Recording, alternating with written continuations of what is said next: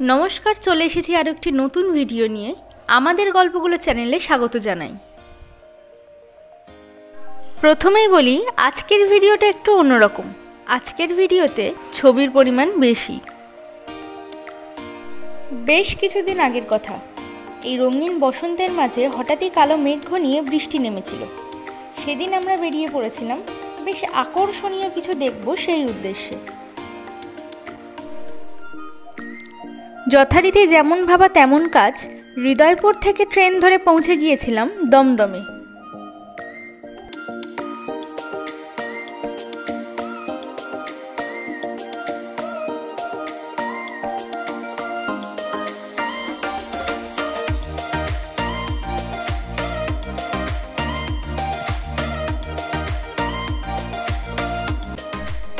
এরপর মেট্রোর টিকিট কেটে পৌঁছে গেছিলাম পার্ক স্ট্রিট।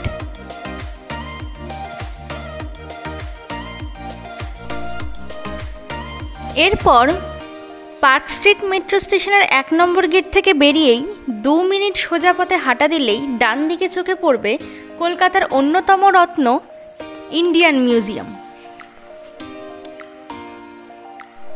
একটা ছোট্ট ইনফরমেশন দিয়ে রাখি, ইন্ডিয়ান মিউজিয়ামের প্রবেশ মূল্য যারা 18 বছরের ঊর্ধ্বে তাদের জন্য 75 টাকা, এবং যাদের বয়স 5 বছরের ঊর্ধ্বে তাদের জন্য প্রবেশ মূল্য 20 টাকা। 5 বছরের মধ্যে বয়স হলে তাদের কোনো টিকিটের মূল্য নেই। শুধু তাই নয়, এখানে ভিডিওগ্রাফি করলে বা ফটোগ্রাফি করলে তার জন্য একটা এক্সট্রা পে করতে হয়।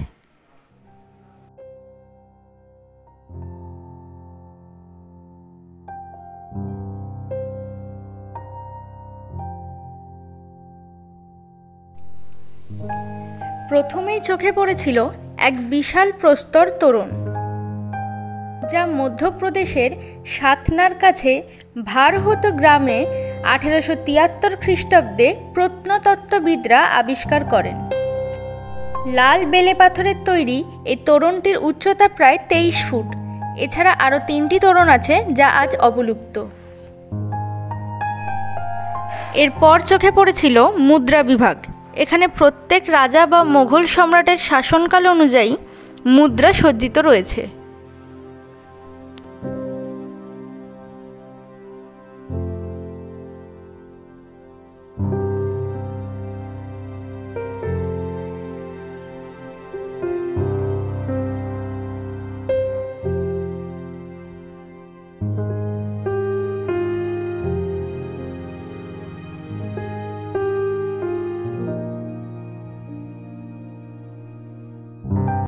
এছাড়াও আরও কিছু পাথরের তৈরি মূর্তি আমাদের চোখে পড়েছিল।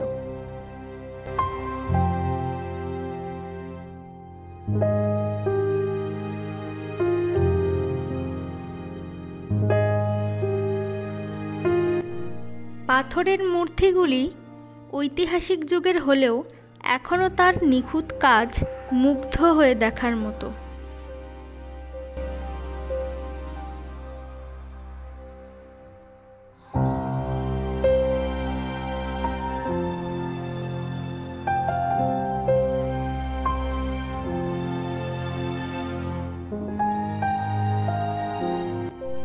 এরপর মিউজিয়ামের দ্বিতলে এসে প্রথমেই চোখে পড়ল পশু বিভাগ।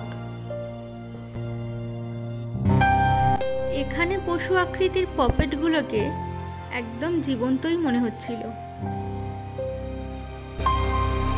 এরপর চোখে পড়ল জুওলজিক্যাল গ্যালারি।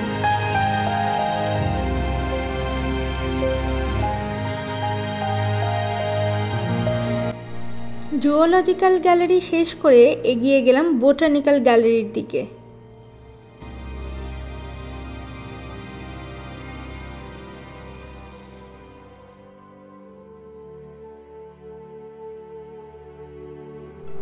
এখানে দেখার জিনিসের শেষ নেই। জানা অজানা এমন অনেক কিছু এখানে বর্তমান।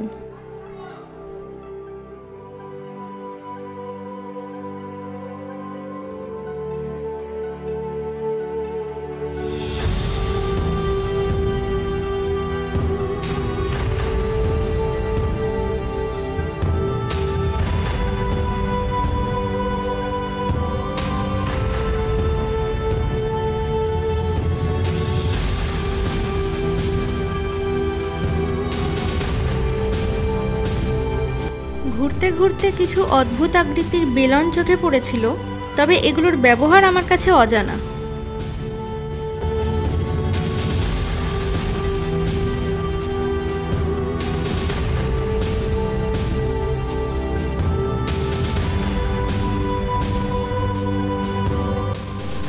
এরপর চোখে পড়ল অমেরুদণ্ডী প্রাণীর জীবাশ্ম।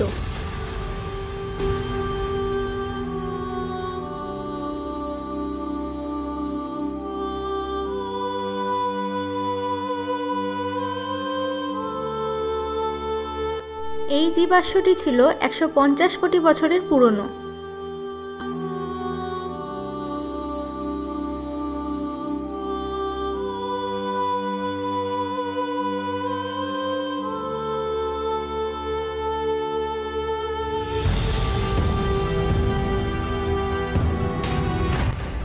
এরপর আমরা চলে গেছিলাম চিত্রকলা বিভাগে।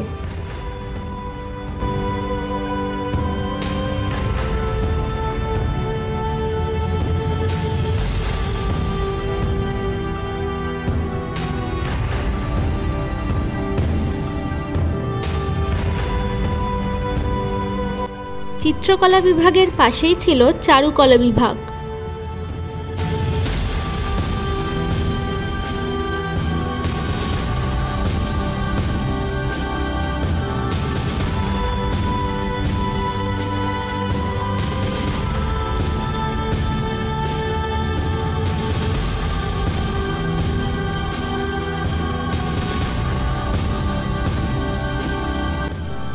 এখানে রূপোর ঢাল তরোয়াল, হাতির দাঁতের ওপরে সূক্ষ্ম কাজ মুগ্ধ করেছিল আমাদের।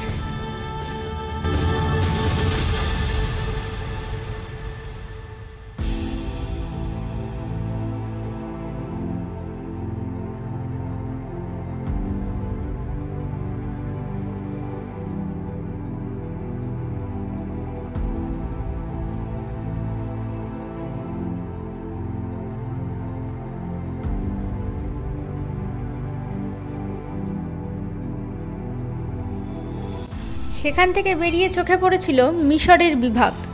দুঃখের বিষয় হলো মিশর বিভাগীয় ঘরটি বন্ধ ছিল, কেবলমাত্র মমিটা অন্য ঘরে রাখা ছিল, তবে সেখানে ছবি তোলার কোনো রকম অনুমতি ছিল না।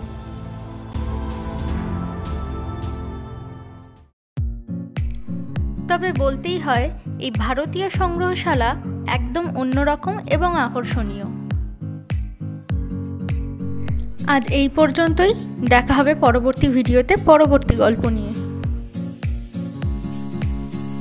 আমাদের এই ভিডিওটি ভালো লেগে থাকলে লাইক, কমেন্ট, শেয়ার করে আমাদের পাশে থাকবেন এবং যারা যারা এখনও সাবস্ক্রাইব করেননি তারা সাবস্ক্রাইব করে বেল আইকনটি প্রেস করে দেবেন। আজকের মতো টাটা।